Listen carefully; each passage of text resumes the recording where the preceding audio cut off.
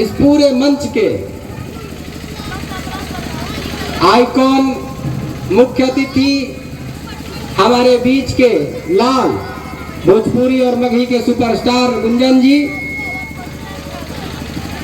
ये जो कार्यक्रम हो रहा है, मूर्ति का अनावरण हुआ, सब लोग जुड़े, इस सब को देख कर करके आपके मन में जो दो बात आ रही होगी कि पहला कि श्री बाबू क्या थे, श्री बाबू कौन थे जिनकी प्रतिमा लग रही है, इन पर कार्यक्रम हो रहा है, इन पर भाषण हो रहा है, ये सारा चीज हो रहा है। और दूसरा कि श्री बाबू की प्रतिमा अनावरण करने का जो संकल्प लिया गया है वो किस लिए लिया गया है, कमोबेश यही दो बातें सबके जहन में आ रही होगी। श्री बाबू की अगर बात करें तो श्री बाबू माने क्या?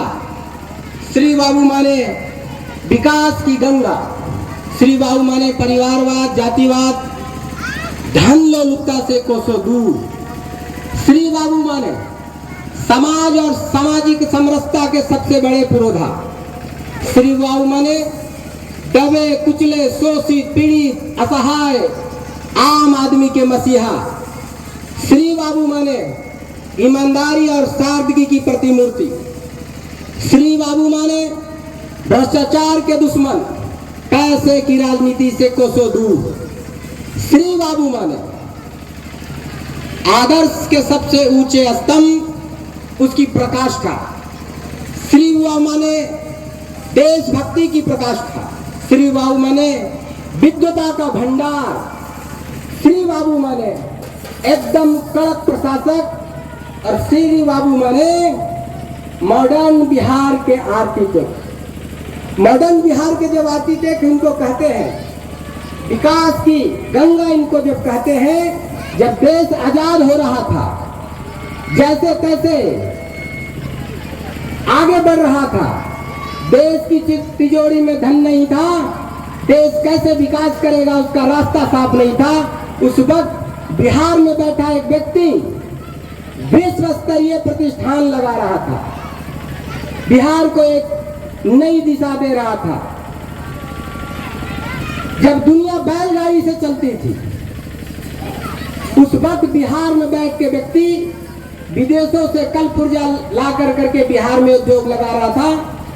लेकिन दुर्भाग्य देखिए कि उतने ही वर्ष करीब सत्ता में रहने के बाद लोग कहते हैं कि ये लैंड ऑफ प्रदेश है, विकास कैसे हो।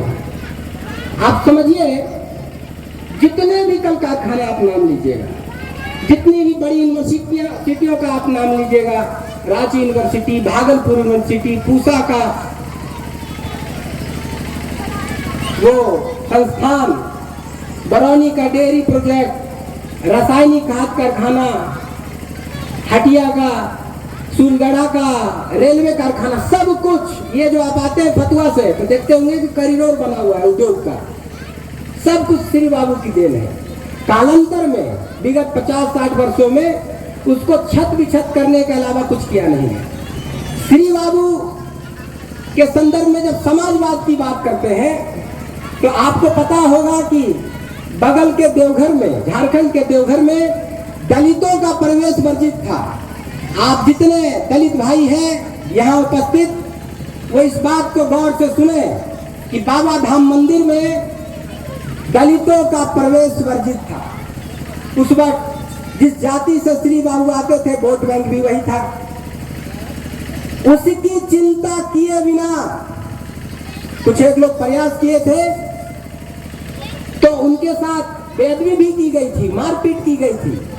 लेकिन श्री बाबू ने कहा, देखिए दलितों के प्रति, शोषित दबे कुचले लोगों के प्रति उनके मन में कितनी बड़ी श्रद्धा, उनके मन में कितनी बड़ी उनके प्रति इज्जत और भाव है कि अपने वोट बैंक की चिंता किए बगैर उन्होंने कहा कि अगर गोली मारोगे तो मेरे सीने पर मारो, लेकिन हमारा ये दलित भाई बाबा धाम में प्रवेश करेगा। और तब से आज अनवरत वो सिलसिला जारी है।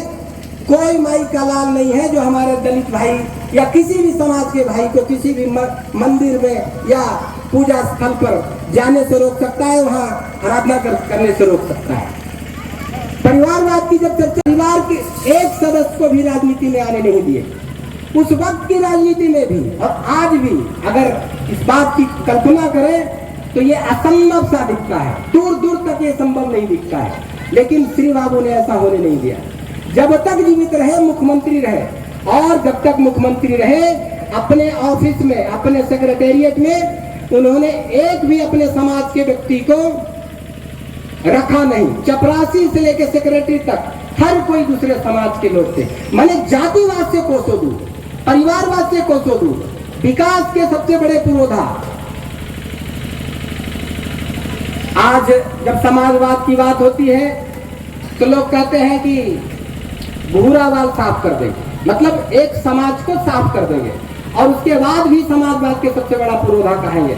आप एक वर्ग को समाप्त कर करके कैसे किसी समाज की परिकल्पना, समाजवाद की परिकल्पना कर सकते थे? श्री बाबू थे, उन्होंने अपने जात का, अपने समाज का, वोट बैंक की चिंता नहीं की। अपने कलम से जमींदारी हटाई, खुद जमींदार थे, जमींदारी हटाई, दलितों का प्रवेश करवाया।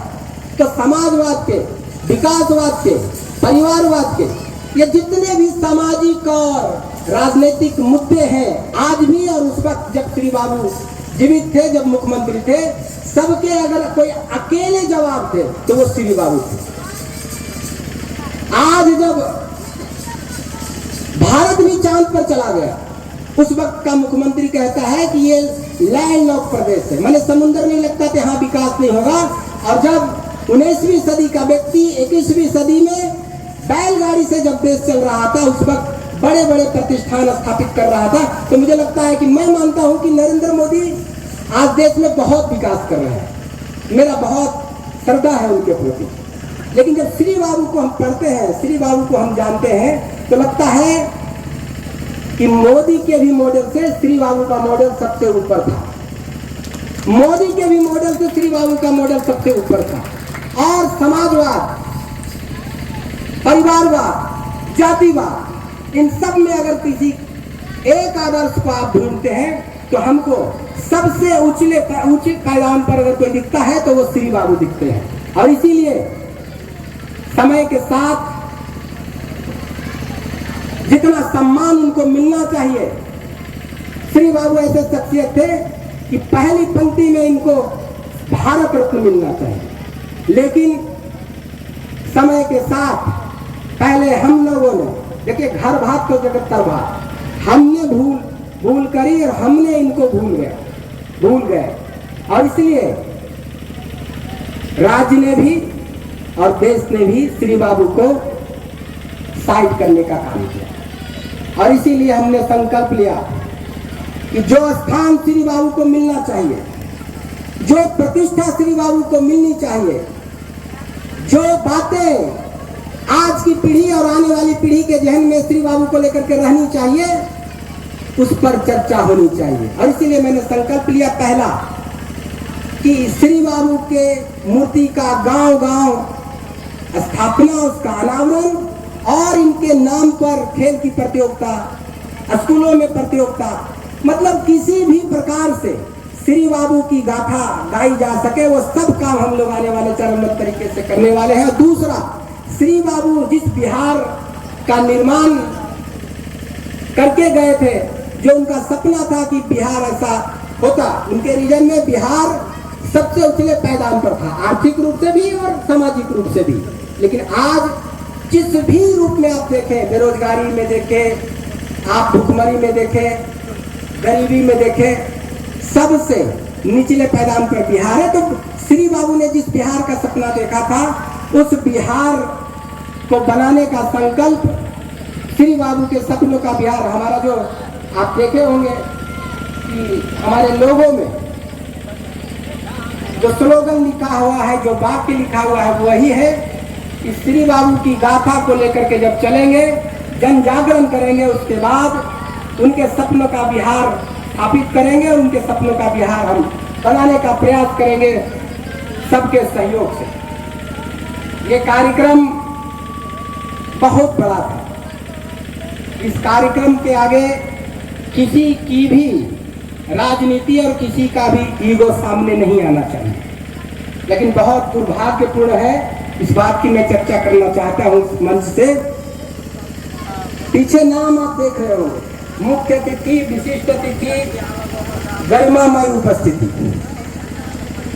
सबके कंसेंट से, सबके आश्वासन के बाद, सबके कहने के बाद, सबसे 2, 3, 4, 5 बातें होने के बाद, मुन्ना जी, हमारे बड़े भाई अभिषेक जी, सब लोग इस बात के साक्षी हैं और सबके द्वार पर जाकर के हमने निमंत्रण दिया। पहले उनसे कंसेंट लिया, उनकी अनुमति ली, तब कार्ड छपवाया, बैनर छपवाया और उनके दरवाजे पर जाकर के जब हमने निमंत्रण दिया तब सब लोगों ने साथ स्वीकार किया कि हम जरूर आएंगे। लेकिन राजनीति देखिए कितनी बड़ी हो गई है, अपना ईगो कितना बड़ा हो गया है कि हमारे समाज के सबसे बड़े पुरोधा, सबसे बड़े आदर्श श्री बाबू का, मुझे लगता है नवादा में ये अपने आप में पहला कार्यक्रम है जब इस छोटे से उम्र का आपके बीच का भाई हर तरह की चुनौतियों को पार करके, ये कार्यक्रम मेरे गांव में होना था एक्चुअली, ये इसी प्रकार का चबूतरा वहां निर्माण हो चुका है। लेकिन किसी एक व्यक्ति के इच्छा के कारण, क्योंकि हम जब समाज को जोड़ने जा रहे हैं तो अंतर कलह नहीं हो, मनभेद नहीं हो, मतभेद नहीं हो, सब एक दिशा में चल रहे हैं तो उसमें भेद क्या होना। तो सिर्फ एक व्यक्ति के चलते, जबकि पूरा गांव आक्रोशित था, हमारे ग्रामीण भी है यहाँ पर, साक्षी है उस बात के कि लाइए मूर्ति का स्थापना करें, लेकिन मैंने उस राह को नहीं चुना। मैंने रुखी में इस काम को सहर्ष करने को ठाना और वो हमारे बीच में मांगो जी यहाँ पर शायद उपस्थित नहीं है, जिन्होंने अपनी पुश्तैनी जमीन, अपनी रहती जमीन कहा कि मैं आधा कट्ठा आपके संस्था को, श्री स्वराज को दान करता हूँ और आप पूरी ऊर्जा के साथ, पूरे हर्षों से उल्लास के साथ यहाँ पर इनको विराजमान करिए। और एक हमारे सारे बड़े बुजुर्ग देखिए, जिन्होंने अपनी राजनीति सबसे ऊपर रखी, एक व्यक्ति विशेष को लेकर के, जिनको इस मंच पर होना चाहिए वो इस मंच से दूरी बनाए। ये समाज भी याद रखेगा, आप भी याद रखेंगे और आने वाला समय भी इस बात को याद रखेगा कि श्री बाबू जैसे पुरोधा के मूर्ति अनावरण, इतना बड़ा कार्यक्रम में भी लोगों ने अपनी राजनीति, अपना द्वेष, अपना ईगो छोड़ नहीं पाए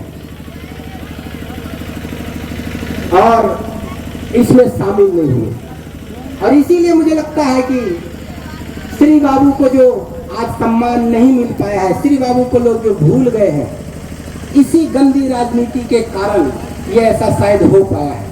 लेकिन इस पीड़ा को आपके ताकत से, यहाँ जो उपस्थित लोग हैं, जो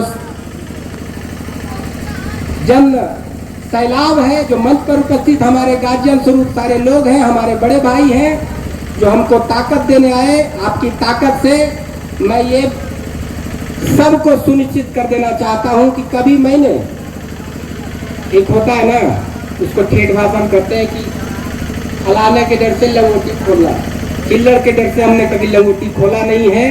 और ये आपकी ताकत से ऐसा कार्यक्रम भविष्य में अनवरत जारी रहेगा और श्री बाबू के सपनों को आने वाले समय में हम सब मिलकर करके स्थापित करने का पुरजोर प्रयास करेंगे और मुझे लगता है हम लोग सब सफल भी होंगे। इसी बात के साथ मैं अपनी वाणी को विराम देता हूं। आप पटना से, कोई नवादा से, कोई क्षेत्र से अपना बहुमूल्य समय देकर के यहाँ पर उपस्थित हुए, हमारे हौसला को, हमारे उत्साह को आपने बढ़ाने का काम किया, उसके लिए मेरे दिल की गहराई से आप तमाम बड़े बुजुर्ग हमारे भाई तो बहुत बहुत साधुवाद, बहुत बहुत धन्यवाद, बहुत बहुत आभार। बोलिए भारत माता की।